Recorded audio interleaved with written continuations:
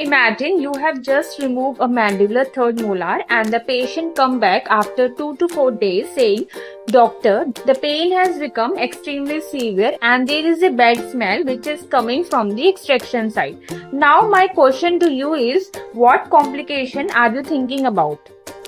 Yes, you should immediately think about the dry socket, which is also called alveolar osteitis. So in today's lecture, we are going to understand the dry socket in a very simple way: its definition, clinical features, etiology, prevention, management and healing. So let's start. So first, let's understand the basic definition. So what is dry socket? So dry socket is also known as alveolar osteitis and the localized acute alveolar osteomyelitis.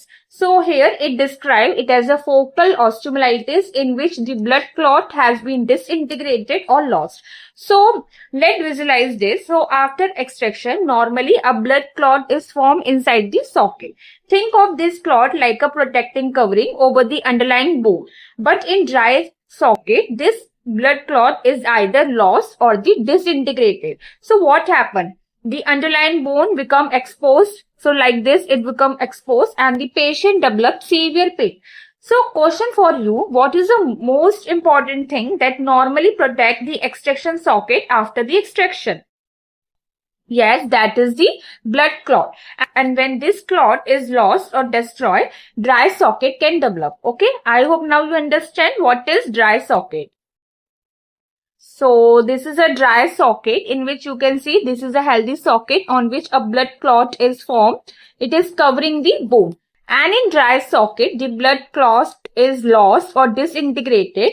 So here the bone is exposed and the patient develop the severe pain. Okay, so here patient developing the severe pain. This is the dry socket. Okay.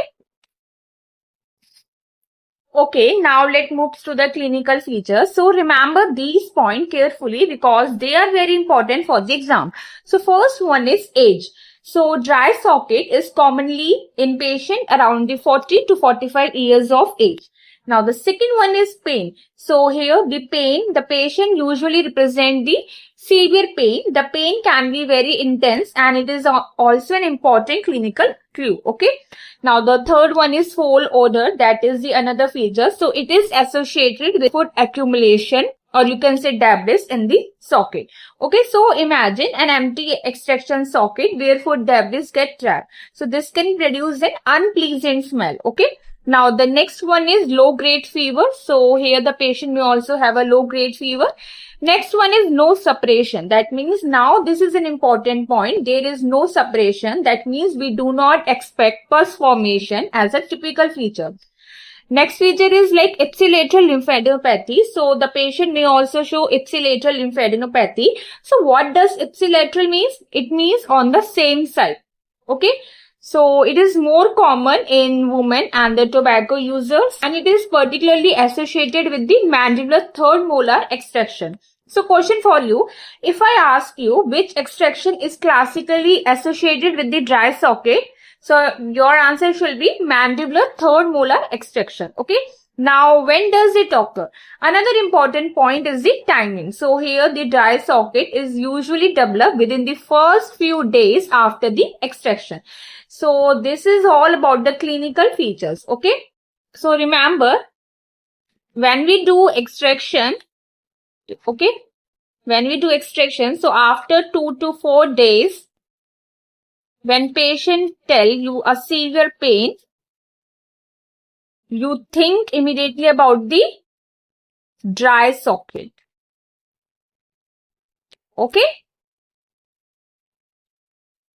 Now another clinical feature is like here it is more common in mandible as compared to the maxilla, meaning the dry socket is more commonly associated with the mandible than the maxilla. It also mentioned that the dry mouth, okay, and here the teeth which fractures during the extraction, they will resulting in dry socket. So another point is that the teeth that fracture during the extraction as a factor which is associated with the dry socket. Okay, so this is all about the clinical features of the dry socket. Now we see the etiology. So now let's understand the most interesting part. So why does dry socket happen? So it gives several factors. So one of them is the oral contraceptive. So here an oral contraceptive is releasing the hormone, that is the estrogen. Now next come the bacteria. So here also bacteria releasing some proteolytic enzymes. So what do these enzymes do?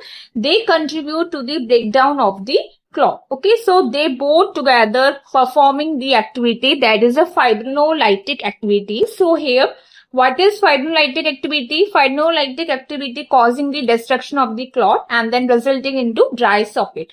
Okay, so here which structure is destroyed in the dry socket? The answer is blood clot. Okay, so this is all about the etiology, how the dry socket is formed.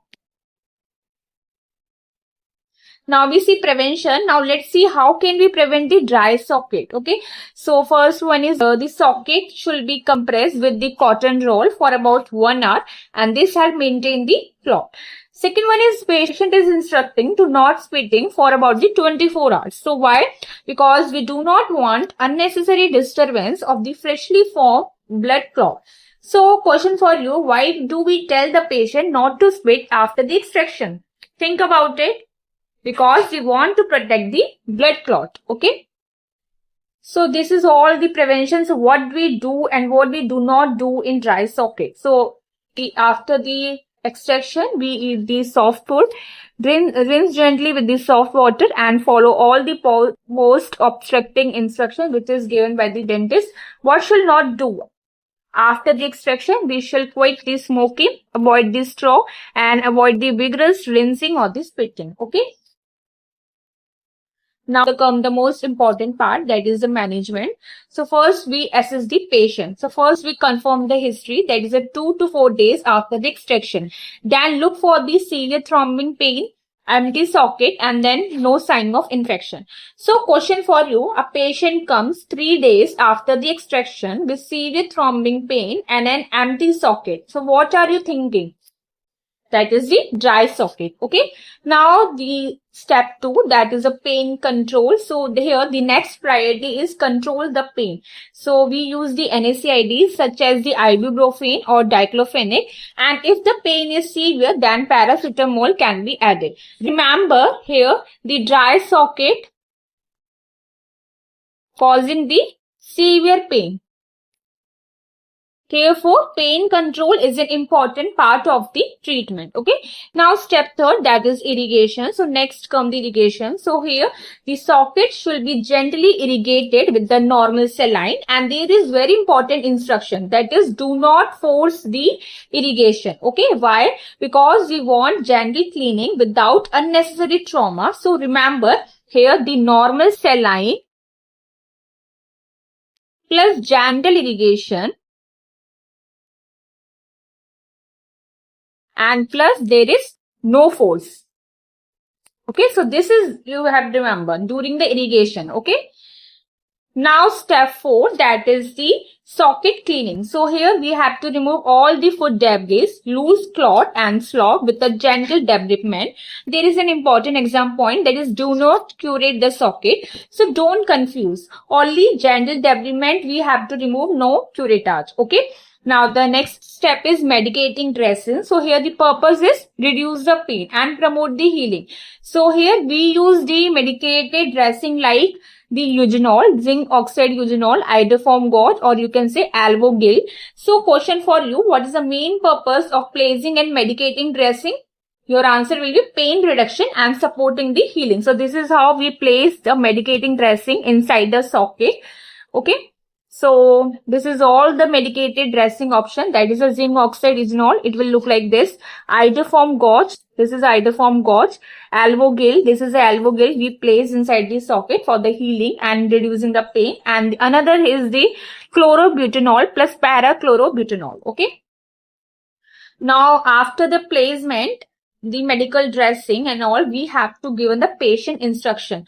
Now don't forget, this is very important part. Okay, patient instruction. So here the patient should be warm saline rays, which is gently after the 24 hours, and avoiding the spitting, smoking, using the straw. These activities should be avoided because they can disturb the healing socket. Okay. Diet advice is the soft diet, and here maintain the oral hygiene, which is the gentle brushing. Okay. Now the next step is follow up. So now we do not simply treat the patient and forget about them. We have to review after the 24 to 48 hours, and if required, the dressing can be changed. Usually the pain reduces within approximately 2 to 3 days. Okay. Okay, if there is again pain, if there is still pain, then we have to repeating the dressing. So sometime one dressing may not be enough. So in such cases, we have to repeat the irrigation, then also debridement.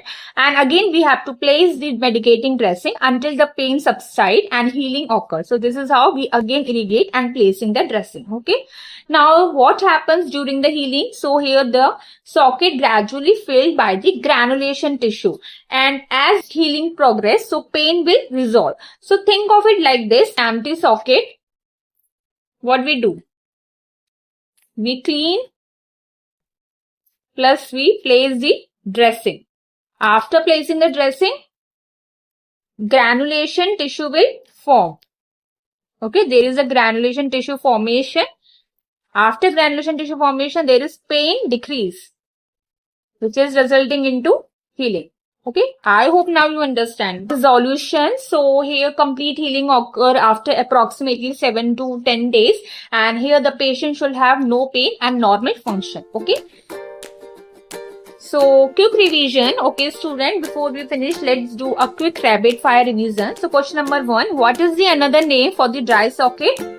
That is the alveolar osteitis. Question number 2, what is lost or disintegrated in dry socket? The answer is blood clot. Question number 3, which extraction is commonly associated with the dry socket? That is the mandibular third molar extraction. Question number 4, what does it commonly present after the extraction? That is around 2 to 4 days after the extraction. Question number 5, what is the characteristic symptom? That is a severe pain. Question number 6, is pulp formation a typical feature? The answer is no. Question number 7, what solution is used for gentle irrigation? The answer is normal saline. Question number 8, should we curate the socket? The answer is no. Question number 9, give one example of a medical dressing. The answer is zinc oxide ethanol. Question number 10, how long does complete healing take place? The answer is approximately 7 to 10 days. So student, if you remember only one sequence from today's lectures, you have remembered extraction. After extraction, if there is clot loss or disintegrated, they will resulting into empty socket. Now in empty socket, if there is severe pain after the 2 to 4 days, then we gently irrigate. And after irrigation, we have to remove the debridement, all the debris part. After removing the debris, we place a medicating dressing, which is resulting into healing. So that is the dry socket in the simplest way. If this lecture helped you understand the topic, then don't just memorize this, understand the sequence, and because that makes exam revision much easier. I will see in the next BDS lecture. Until then, keep learning and keep revising.